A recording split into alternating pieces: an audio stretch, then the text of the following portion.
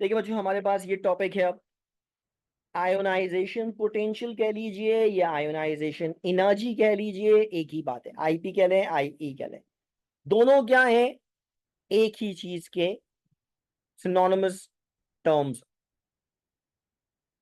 है। क्या ionization energy, ionization potential, दरअसल उस तवानाई को कहते हैं जो हम देंगे। एंडोथर्मिक हो गया, है ना, वो तवानाई जो हम देंगे किस मकसद के लिए, किसी भी गैसवस पार्टिकल के इलेक्ट्रॉन्स को निकालने के लिए, यानी केटाइन बनाने के लिए। गैसवस पार्टिकल को गैसवस केटाइन बनाने के लिए जो तवानाई हम इनपुट करते हैं उसका नाम है आयनाइजेशन पोटेंशियल या आयनाइजेशन एनर्जी। तो बातें जो जहन में रखनी है ना, वो क्या है कि हमारे पास आयनाइजेशन पोटेंशियल क्या है, एंडोथर्मिक है ना, एंडोथर्मिक है। क्या करेंगे, केटाइन बनाएंगे उससे। कैसा, गैसोस स्टेट वाला।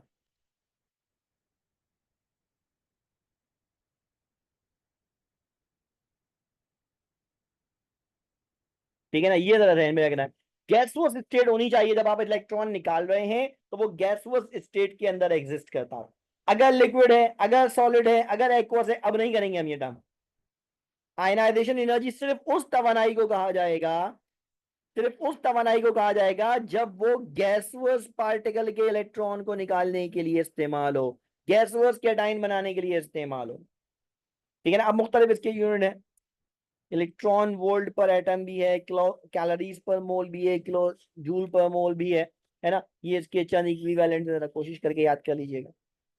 ठीक है, बस इतना ही काफी होता है। अच्छा, एक बात जो बड़ी अहम है वो क्या, कि क्या हम किसी भी एटम का सिर्फ एक इलेक्ट्रॉन निकाल सकते हैं या उसे मल्टीपल टाइम आयोनाइज कर सकते हैं। तो बच्चों, अगर हम किसी भी एटम के इलेक्ट्रॉन को निकालने की बात करें तो हम उसके शेल में मौजूद तमाम इलेक्ट्रॉन्स को निकाल सकते हैं, लेकिन इस तमाम इलेक्ट्रॉन को निकालने के लिए जो हम तवानाई इनपुट करेंगे वो होगी तो आयनाइजेशन एनर्जी ही, लेकिन उसका नाम होगा successive ionization energy. Successive ionization energy दरअसल उस तवानाई का नाम है जो एक ही पार्टिकल के मल्टीपल इलेक्ट्रॉन निकालने के लिए हम इनपुट करते हैं। ठीक है। अच्छा, अब अगर जब हम किसी भी पार्टिकल का एक इलेक्ट्रॉन निकालते हैं, मानो मोनोकेटायोनिक बनाते हैं, तो उसको हम तवानाई देंगे IE1। लेकिन अगर मैं उसी का एक और इलेक्ट्रॉन निकाल रहा हूं, मतलब डाइकेटायोनिक बना रहा हूं, तो अब जो मैं तवानाई दूंगा वो IE2 कहलाएगी। तीसरा निकाला तो IE3, चौथा निकाला तो IE4। ये IE1, IE2, IE3, IE4, ये सब की सब क्या है, successive ionization energy of an element है। इसमें जो बात बहुत अहम है जो याद रखनी है वो क्या, कि हर सक्सेसिव आईपी प्रीवियस से ज्यादा हो। यानी मानो अगर मैं पहला इलेक्ट्रॉन निकालना हूं तो ये सबसे आसान, दूसरा निकालना ज्यादा तवानाई देनी पड़ेगी, तीसरा निकालना और ज्यादा तवानाई देनी पड़ेगी, चौथा निकालना और ज्यादा तवानाई देनी पड़ेगी।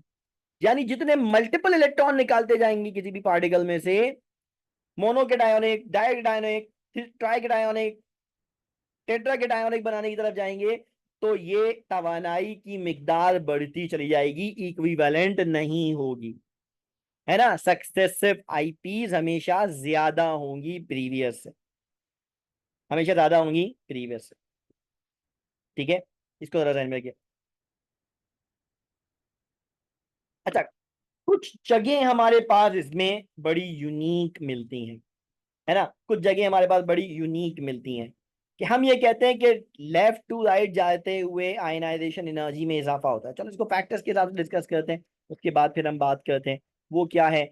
अगर हम बात करते हैं फैक्टर्स की, तो देखो हम ये कह रहे हैं कि आयनाइजेशन पोटेंशियल या आयनाइजेशन एनर्जी इनवर्सली प्रोपोर्शनल है रेडियस के।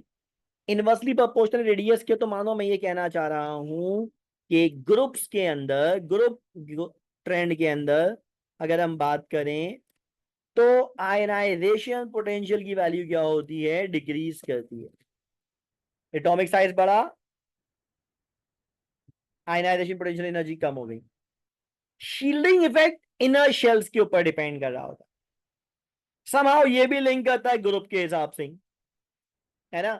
शील्डिंग इफेक्ट इनर शेल्स की तादाद पे, ग्रुप के अंदर शेल्स बढ़ रहे हैं तो इनर शेल्स बढ़ रहे हैं, इनर शेल बढ़ रहे हैं तो इफेक्टिव न्यूक्लियर चार्ज, तो आयनाइजेशन पोटेंशियल एनर्जी क्या हो रही है, कम हो रही है। ठीक है। अच्छा, इफेक्टिव न्यूक्लियर चार्ज हमारे पास अगर हम बात करें, न्यूक्लियस जो इलेक्ट्रॉन को अपनी जानिब खींच रहा है, इफेक्टिव न्यूक्लियर चार्ज की अगर हम बात करें तो यहां पे मान लो हमारे पास बनेगा पीरियोडिक ट्रेंड, है ना, पीरियोडिक ट्रेंड। अब पीरियोडिक ट्रेंड में क्या होता है, आयनाइजेशन पोटेंशियल की वैल्यू इंक्रीज करती है। लेफ्ट टू राइट जा रहे हैं तो आयनाइजेशन पोटेंशियल की वैल्यू क्या हो रही है, बढ़ रही है।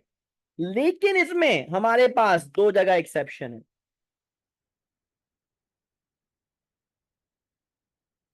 और जो इंतहाई है हमें, एक्सेप्शन दो जगह मिलती है। कहां, अगर हम कह रहे हैं लेफ्ट टू राइट जाते हुए आयनाइजेशन पोटेंशियल बढ़ती है, तो फिर एक्सेप्शन कहां मिलेगी हमें, पहली एक्सेप्शन मिलेगी ग्रुप 2A और 3A के दरमियान,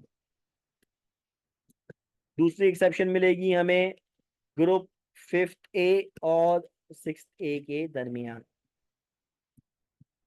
ठीक है। एक बात जरा जहन में बिठाएं पहले तो, अगर ग्रुप नंबर बढ़ रहा है, अगर ग्रुप नंबर बढ़ रहा है, तो ग्रुप नंबर अगर इंक्रीज कर रहा है, अगर ग्रुप नंबर इंक्रीज कर रहा है तो उससे क्या होगा, अगर ग्रुप नंबर इंक्रीज कर रहा है तो बच्चों इसका मतलब इफेक्टिव न्यूक्लियर चार्ज, न्यूक्लियस की अपने इलेक्ट्रॉन को खींचने की सलाहियत बढ़ रही होगी। अब अगर खींचने की सलाहियत बढ़ रही होगी तो हमने बोला effective nuclear charge directly proportional है, तो हम ये कहेंगे, देखें 3A का इफेक्टिव न्यूक्लियर चार्ज 2A से ज्यादा होना चाहिए एज पर दिस स्टेटमेंट। हमने कहा बिल्कुल दुरुस्त है। तो फिर होना क्या चाहिए, होना ये चाहिए कि 2A की आईपी कम, 3A की ज्यादा होनी चाहिए, लेकिन रियलिटी में इसके वाइस वर्सा है।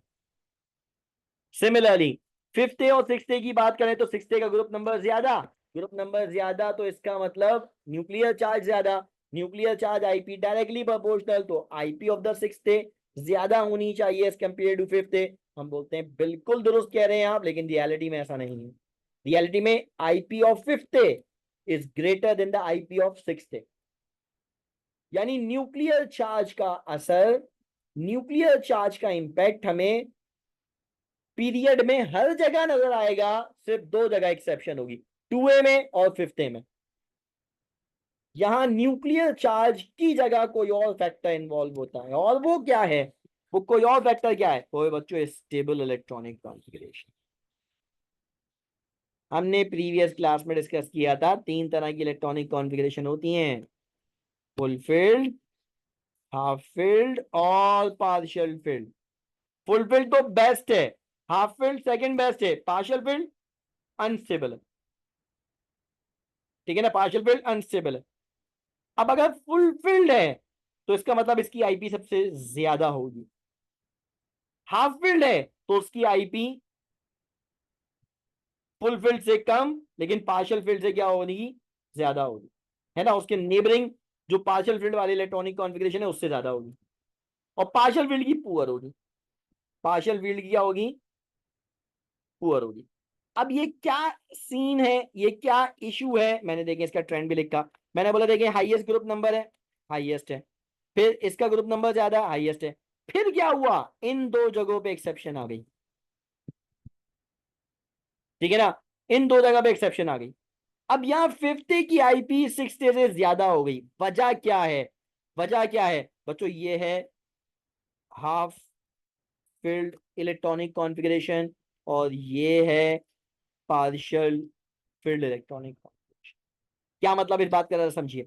अगर मैं बात कर रहा हूं हमारे पास है 5th A ग्रुप, अगर मैं बात कर रहा हूं हमारे पास 5th A ग्रुप, ठीक है ना, तो इसकी अगर मैं जनरल इलेक्ट्रॉनिक कॉन्फ़िगरेशन लिखूं तो ए का मतलब होता है NS NP,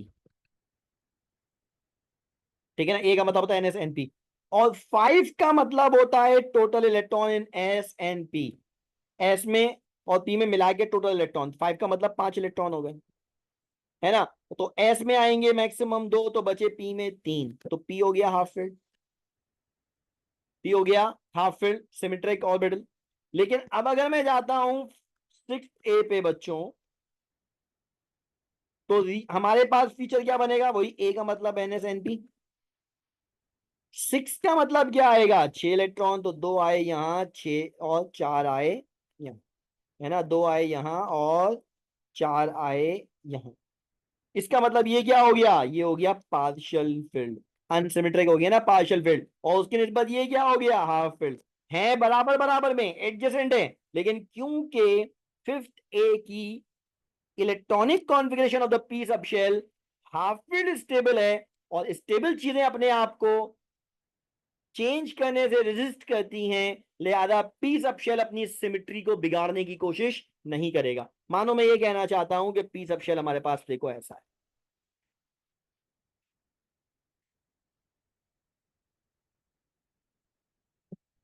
3 इलेक्ट्रॉन, यहां पे जाएं तो 4 इलेक्ट्रॉन, ठीक है ना। अब अगर पी अपना एक इलेक्ट्रॉन लॉस करता है, तो पी जाएगा किसके अंदर,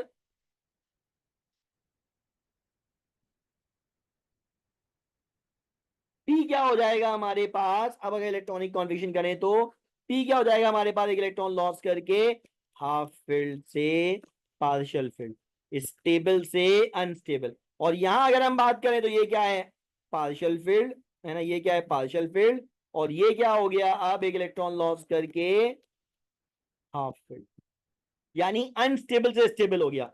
बच्चों कोई भी चीज जब स्टेबल से अनस्टेबल हो रही होगी तो वो रेजिस्ट करेगी, जबकि अगर कोई चीज पार्शियल फील्ड से हाफ फील्ड हो रही है या फुल फील्ड हो रही है तो वो रेजिस्ट नहीं करेगी, वो विलफुली ये काम करना चाहेगी। और अगर कोई विलफुल काम करना चाहेगा तो उसको ज्यादा इनपुट ऑफ एनर्जी की जरूरत नहीं होगी। क्या मतलब हुआ इस बात का, 6 का इलेक्ट्रॉन निकालना आसान है बट 5 का। बच्चों बात समझ में आई, पॉइंट क्लियर हुआ। क्या देखिए इसी में हमारे पास सेम कॉन्सेप्ट है, कहां पे, यहां पे, ये है NS2 और ये NS2 NP1। इलेक्ट्रॉन कहां से निकल रहा है, यहां निकल रहा है S2 से फुलफिल्ड, यहां कहां से निकल रहा है P1 से पार्शियल फील्ड। तो ये हमारे पास क्या है, फुलफिल्ड, इसका इलेक्ट्रॉन निकालना मुश्किल होगा। ये क्या है, पार्शियल फील्ड, इसका इलेक्ट्रॉन निकालना क्या होगा, आसान हो। यानी न्यूक्लियर चार्ज की जगह इलेक्ट्रॉनिक कॉन्फ़िगरेशन स्टेबिलिटी सुपरसीड कर गई, इसको ध्यान में रखिएगा। इसी तरह अगर हम आईपी की बात करें तो ऑर्बिटल जितना न्यूक्लियस के करीब होगा इसका इलेक्ट्रॉन निकालना उतना मुश्किल होगा। एस सब शेल सबसे लो एनर्जी होता है, न्यूक्लियस के करीब होता है, इलेक्ट्रॉन निकालना मुश्किल होता है। फिर पी की बात, फिर डी की बात, फिर एफ की बात, ठीक है ना, फिर एफ की बात। तो एस सब शेल वाले न्यूक्लियस के करीब होते हैं, या इस तरह समझो, एस सब शेल का कंट्रीब्यूशन जितना ज्यादा होगा ऑर्बिटल उतना पेनिट्रेटेड होगा, ऑर्बिटल उतना क्लोज टू न्यूक्लियस होगा, उतना ही इलेक्ट्रॉन निकालना मुश्किल होगा। ठीक है बच्चों, समझ में आई बात।